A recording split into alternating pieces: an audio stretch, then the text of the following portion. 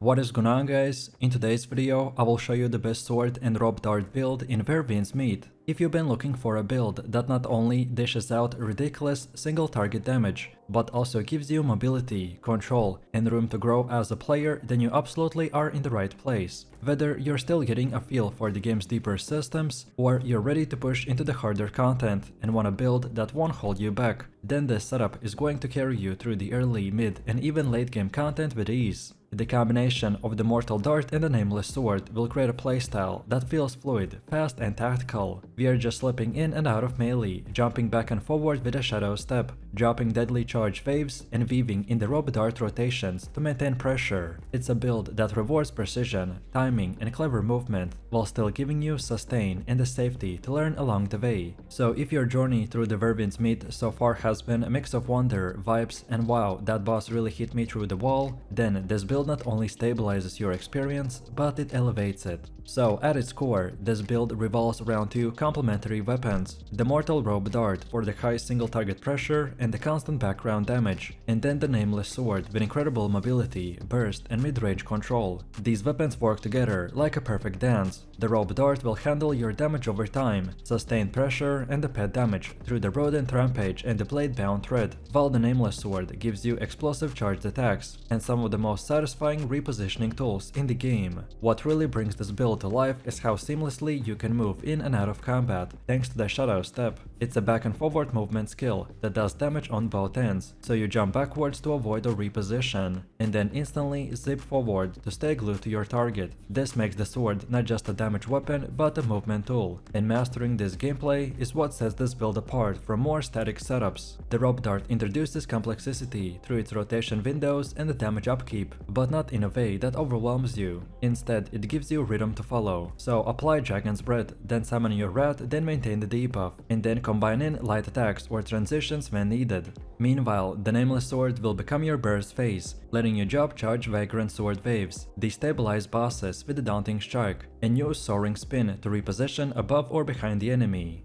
Now let's talk about the martial arts that elevate these weapons to the next level. The Nameless Sword leans heavily into the mid-range dominance and wave control gameplay. Your charge-heavy attack transforms into a massive energy wave that slices through everything in front of you by creating a safe zone while you reposition and set up for the next strike. These talents that reduce your charge time or boost your wave damage will add a surprising amount of burst by turning the sword from a utility option into a lethal execution tool. And this is where the real beauty of the build shines. The sword does not require for you to stay stuck to the boss hip. You can backstep with a shadow step, then drop away from a mid stance, and then immediately re-engage. And then for PvP, this lets you punish over-aggressive and bait approaches. In PvE, it keeps you safe against bosses, with frustrating close-range AoEs or the multi-hit combos. And then the Mortal Rope Dart will bring a different type of martial arts. It's your pressure engine, so the source of the constant ticks, debuffs, and sustained damage. The Rodent Rampage summons your thirsty rat companion, and if you've seen how hard they hit at a high investment, then you know that these little monsters aren't messing around. And lastly, the Blade-bound Thread will tie the rotation together by boosting the damage and ensuring that your downtime remains productive.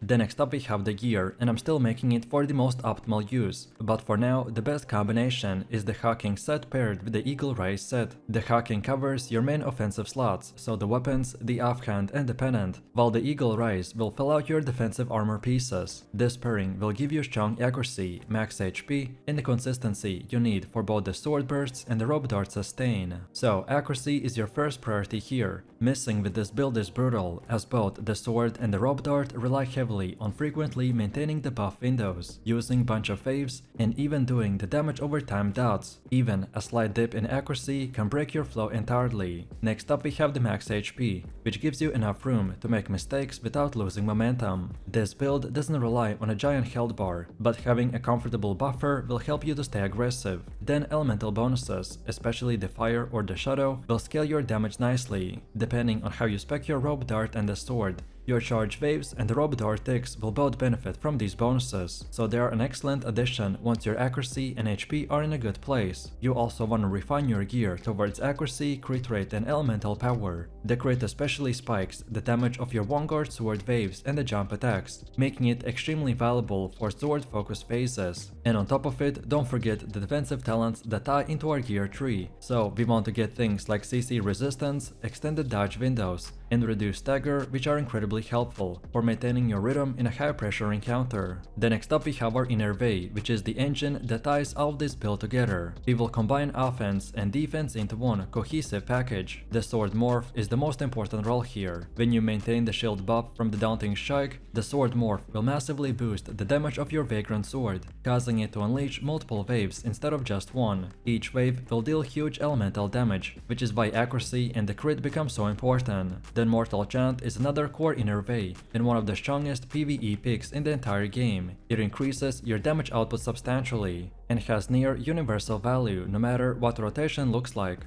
This is pretty much a set and forget power spike for any build. Then Insightful Strike is the hybrid component. By providing both affinity damage and reduction to the incoming damage, it keeps your sword faces lethal while helping to stabilize your defensive windows. And finally we get Vendetta, which enhances your rope dart rotations by extending the duration of the Vendetta token applied by the blade-bound thread. This directly boosts threat damage and improves your DPS uptime without needing additional action. Then next, Mystic Skills shape your combat identity, and this build uses carefully selected set that supports both offense and control. The Dragon Spread is absolutely core, giving you very strong damage over time pressure that's easy to maintain. You simply apply it, then use Deflect Cancel animation and then keep attacking. Its uptime will define your rope dart rotation. Then next, the Ghost Bind provides your AoV utility by grouping enemies so you can follow that up with the hard-hitting skills like the Flaming Meteor. Even if the burst isn't immediate, the setup value is enormous. Then Soaring Spin is your go-to cooldown DPS tool by dealing great damage and often repositioning you on top or behind the target. It's perfect for bosses with dangerous frontline attacks. Then Wolf-like Frenzy will add control to your kit, knocking enemies down and launching them just high enough to combo into the free morph by creating a stylish air juggles that fit perfectly into the build's flow. And then finally we get Leaping Toad, which is a powerful debuff tool and pairs extremely well with both the Dragon's Breath and your sword rotation by letting you start fights with a strong offensive foundation.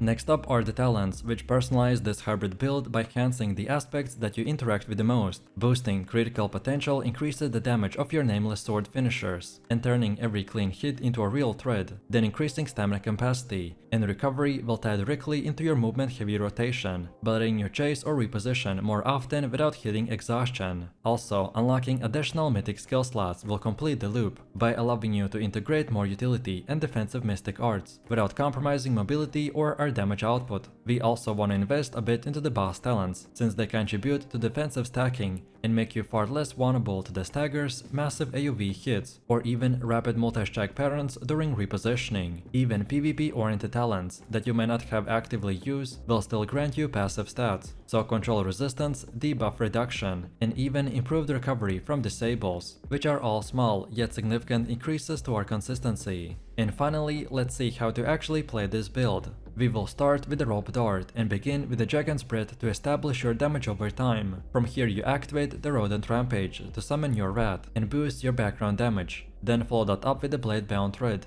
and stack in light attacks until your damage over time expires or even the rats disappear. Once that window closes, then you'll reapply the Dragon's Breath and swap into the Nameless Sword rotation. This will create a loop of consistent pressure with zero downtime. And then next we switch to the Nameless Sword and the rotation starts with the Daunting Strike until you activate your shield. Then next you use the Shadow Step to reposition, deal damage and create distance for your charged Vagrant Sword. Once fully charged, you can unleash it with a multi-wave strike and finish the sequence with the Roaring Spin to land on the boss back. This burst gives you a powerful and a stylish opener to every engagement. And finally we have one more simple debuff rotation, so we start with the Nameless Sword and use the Dragon's Breath and Leaping Toad to apply both the burn and debuff. Then you cycle the Daunting Strike into the Shadow Step and drop a fully charged Vagrant Sword before returning to the Rope Dart, or waiting for cooldowns while refreshing the Dragon's Breath and the Leaping Toad.